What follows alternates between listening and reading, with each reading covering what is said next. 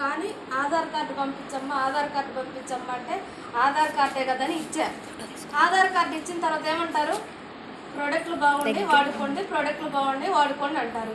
ఇప్పుడు దా చెప్పారు కదా మేడం గారు, నేను కూడా సప్లిమెంట్స్ అంటే అవి వాడితే మనకేమైందో పెద్ద పెద్ద డాక్టర్ల దగ్గరికి వెళ్ళి డాక్టర్ ఇచ్చిన మెడిసిన్ వాడితేనే ఉన్న ప్రాబ్లం తగ్గట్లేదని చెప్పి టాయిలెట్ క్లీన్ చేసుకునేది, ఇల్లు క్లీన్ చేసుకునేది, బట్టల లిక్విడ్ స్టార్టింగ్లో ఇలాంటివి తెచ్చుకున్నాం 1000 రూపాయలకి.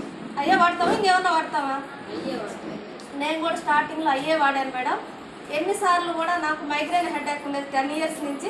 సప్లిమెంట్స్ గురించి చెప్తే పెద్ద పెద్ద హాస్పిటల్కి వెళ్తేనే తగ్గట్లేదు, నువ్వేమన్నా డాక్టర్గా అని అడిగేదాన్ని మా అన్నయ్యని. తను ఇక నాకు చెప్పడం మానేసి ఇట్లా చెప్తే అర్థం కాదని చెప్పి మా చెల్లిని ఏదో ఒక మీటింగ్ తీసుకెళ్తే ఇక్కడ చాలామంది టెస్ట్ మనీ చెప్పారు కదా, అలాంటిది వింటే ఏమన్నా మారిద్దేమోనని చెప్పి కోటప్పకుండా మీటింగ్ అంటే రానని చెప్పి గుడికని తీసుకెళ్లారు.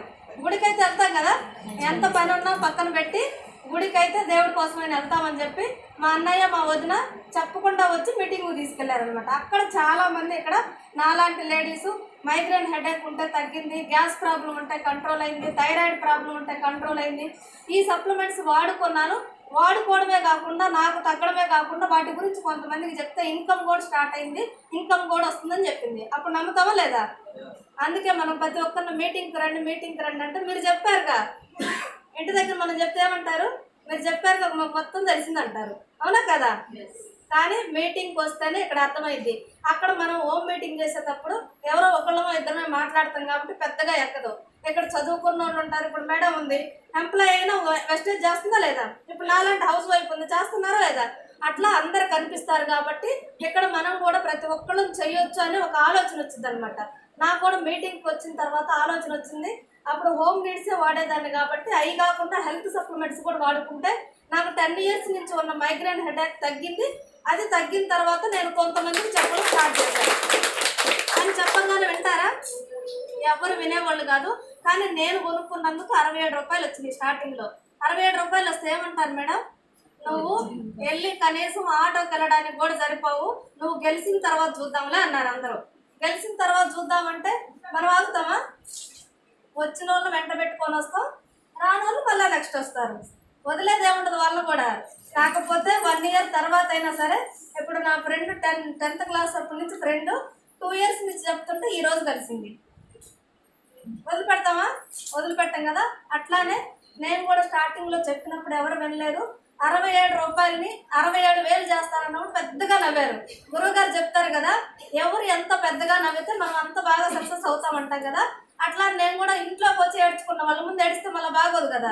ఈ వెస్టేజ్ అని వెళ్ళింది ఏడుస్తుంది అంటారని చెప్పి ఇంట్లోకి వచ్చి నాకు కలిపి వచ్చినంత సేపు ఏడ్చుకొని మళ్ళీ వదిలేసి మళ్ళీ ఎప్పటిలాగే మీటింగ్లకు వెళ్ళడం స్టార్ట్ చేశారు. కానీ మనకి ఎంత తెలిసినా కూడా ఏమైనా మీటింగ్లకు వస్తేనే మనకి ఎవరన్నా మనకు నెగిటివ్గా మాట్లాడినా కూడా మళ్ళీ మనకు జోస్ వచ్చింది. అందుకే ప్రతిసారి మీటింగ్ అని చెప్తే నేను విన్నాం కదా, నిన్నే గురువుగారిని చూసాం కదా, అదేగా చెప్తారంట. గురువుగారు ఏ రోజు గురువుగారు మా నోట్లో నుంచి ఏ మాట వచ్చిందో, ఏది కనెక్ట్ అయిందో మనకు తెలీదు. ప్రతిరోజు మీటింగ్కి వస్తే మనకి ఏదో ఒక పాయింట్ కనెక్ట్ అయింది, ఆటోమేటిక్గా సక్సెస్ అవుతాం. అట్లానే 1000 రూపాయలు వచ్చినప్పుడు కూడా బతిమలాడినా ఎవరు రాలేదు, 2000 వచ్చినప్పుడు బతిమలాడినా రాలేదు, 8000 వచ్చినా కూడా ఎవరు రాలేదు, 10,000 వస్తే పర్లేదు అన్నారు, అప్పుడు కూడా ఎవరు రాలా.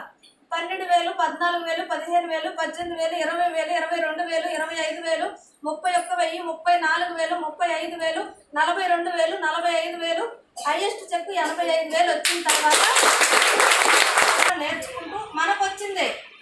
లేదు నాకేం చెప్పడం రాలేదు, మన ప్రోడక్ట్ అయితే వాడతాం కదా, ఇందులో మనకి ఏమన్నా MBBS చదవాలి, లేదంటే ఒక మార్కు పోతే మళ్ళీ ఇక్కడ మనకు రానివ్వరు అనేది ఏం లేదు కదా. మనం పాస్ అయినా ఫెయిల్ అయినా మనం ఈ MSR వెస్టేజ్ గ్రూప్లో తీసుకొచ్చి కూర్చోబెడితే మీటింగ్లో మనకన్నా తెలివి కల్లోళ్ళు కూడా మనకన్నా బాగా నేర్చుకొని చెప్తారు. ఇంటి దగ్గర ఉన్నారనుకో, మనకు తెలివి ఉన్నా మనం వాళ్ళకి చెప్తే అర్థం కాదు, మీటింగ్కి వస్తే అర్థమైంది. అట్లానే ప్రతి ఒక్కళ్ళు మీటింగ్ తీసుకొద్దాం. వినకపోయినా సరే మనం కోపడకూడదు, ఎందుకంటే వెస్టేజ్ చేయాలంటే ఓర్పు, ఓపిక, కోరిక, తీరిక ఇవన్నీ కావాలి. కాబట్టి ఎవరు ఏదన్నా కూడా ఓర్పుగా, ఓపికగా మనకు నచ్చిన విషయం అయితే చెవులో వేసుకోవాలి, నచ్చింది అయితే వదిలేసి వెళ్ళిపోతాం. జనాల మీటింగ్ తీసుకొస్తే ఆటోమేటిక్గా టీం వస్తే చెక్ కూడా వచ్చింది. థ్యాంక్ యూ మేడం, నాకు